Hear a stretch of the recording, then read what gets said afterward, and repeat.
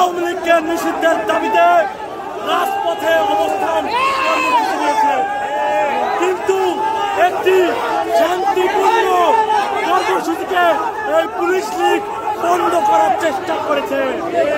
আমরা হুঁশিয়ার করে বলতে চাই, এই পুলিশের মধ্যে যে সকল আওয়ামী লীগের দালালরা রয়েছে তাদেরকে চিহ্নিত করে অনতিবিলম্বে প্রত্যাহার করতে হবে।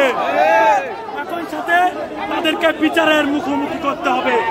জুলাই অভ্যুত্থানের পরে কোন পুলিশ লীগ এই বাংলার মাটিতে স্থান পেতে পারে না।